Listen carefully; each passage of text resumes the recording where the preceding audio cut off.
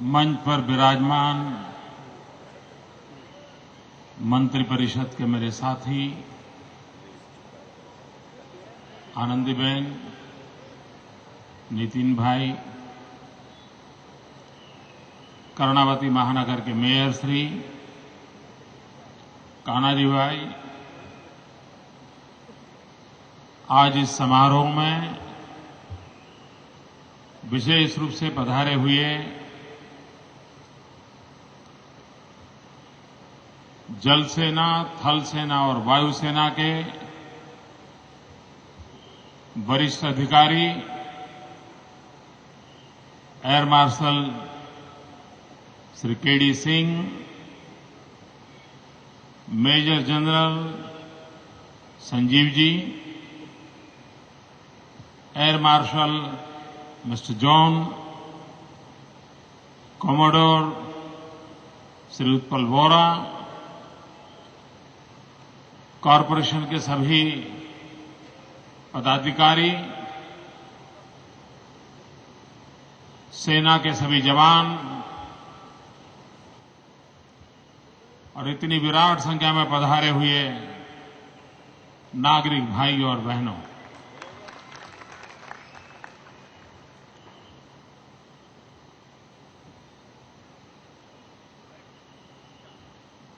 एक फ्लाईओवर बने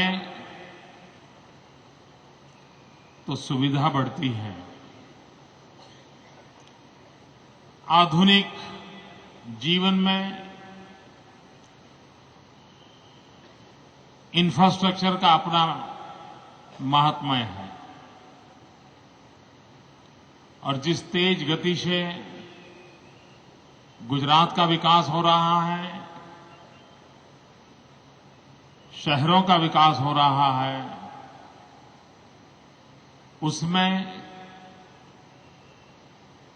इस प्रकार की सुविधाएं लंबे समय तक के लिए उपकारक सिद्ध होती हैं। कॉरपोरेशन ने इस शहर को आधुनिक बनाने की दृष्टि से फ्लाईओवर के द्वारा रास्तों को चौड़े करने का प्रयास, जनमार्ग की योजना, रिंग रोड की व्यवस्था, ऐसे अनेक प्रयासों के माध्यम से शहर के सामान्य मानवी को सुविधा देने का प्रयास किया है और निरंतर प्रयास जारी है। आज एक फ्लाईओवर का नाम इस भारत मां के ऐसे सपूत के साथ जोड़ा जा रहा है और जिसकी चेतना मैं यहां आए हुए हर व्यक्ति में देख पा रहा हूं।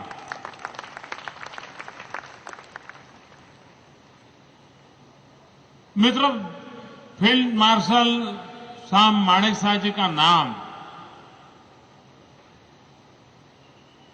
ये देने का विचार जब मुझे आया, इसका एक कारण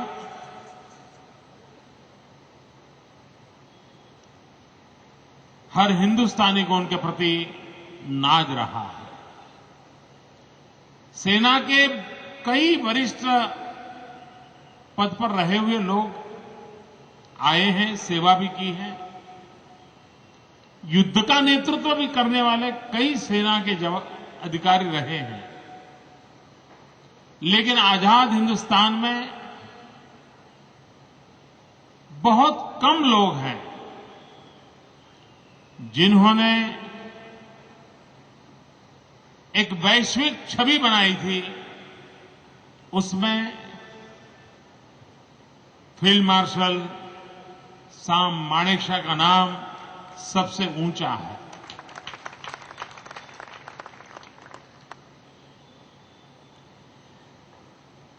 तो उनका जीवन ही इतना बड़ा था कि स्वाभाविक अगर हिंदुस्तान की आने वाली पीढ़ी को उनके नाम की प्रेरणा मिले तो सहज बात है। लेकिन मेरे लिए वो सहज तो था ही था, पर एक बार और थी जिसने मुझे काफी पीड़ा की थी।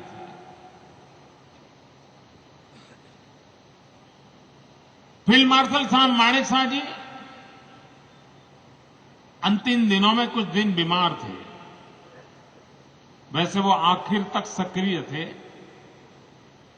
और जहां यूनिफॉर्म में जाने की आवश्यकता होती थी, वो 90 साल के बाद भी यूनिफॉर्म में पूरे गौरव के साथ एक सैनिक के रूप में जाके खड़े होकर के उस अवसर की शान बढ़ा देते थे। लेकिन जब उन्होंने अपना प्राण त्याग किया, इतनी बड़ी हस्ती, देश के इतिहास के साथ जुड़ा हुआ नाम, देश की विजयश्री के साथ नाम जुड़ा हुआ है, जिसके जीवन को उदाहरण के रूप में प्रेरणा के लिए उपयोग में लाया जाता है, ऐसे भारत मां के सपूत को जब आखिरी विदाई दी गई, ऊटी में जब उनकी अंत्येष्टि हुई, तब केंद्र सरकार के किसी भी महाशय को वहां जाने की फुर्सत नहीं मिली। इस बात ने मुझे बड़ी पीड़ा की थी। दिल्ली सरकार में से किसी को फुर्सत नहीं थी कि भारत मां के इस लाल को जाकर के अंतिम सलामी दे।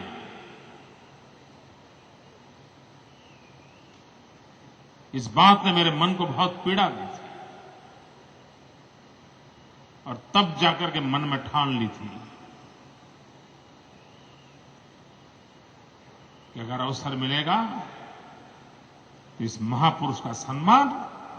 सर झुका के करेंगे।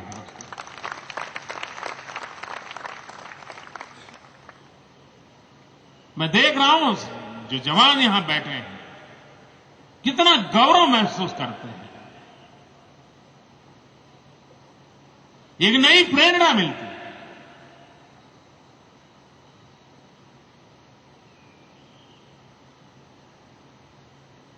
और गुजरात ने एक परंपरा बनाई है,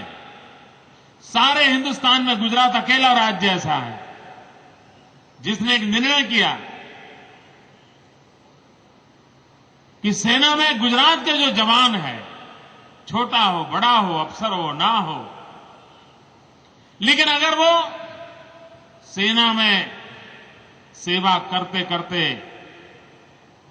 देश की सेवा करते करते अगर वो अपना प्राण त्याग करता है, चाहे युद्ध भूमि में या आतंकवादियों के साथ भिड़ते भिड़ते, तो हम लोगों ने तय किया है कि वह जिस गांव का रहने वाला हो,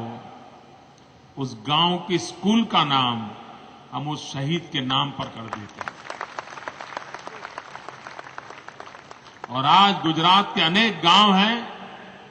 कि जहां पर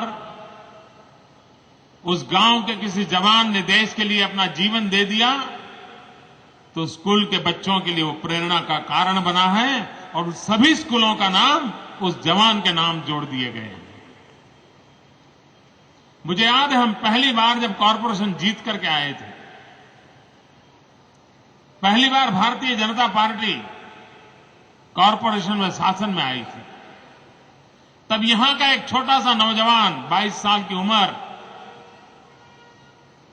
वो आसाम के अंदर सेना में सेवा में तैनात था और इंसर्जेंसी के समस्याओं के कारण एक बम विस्फोट में उसने अपनी जान गंवानी पड़ी। और हम पहले लोग थे जिन्होंने कैप्टन सोनी के नाम से चौराहा बनाया है, कैप्टन सोनी के नाम से चौराहा बनाया है। यानी हम लोगों के लिए,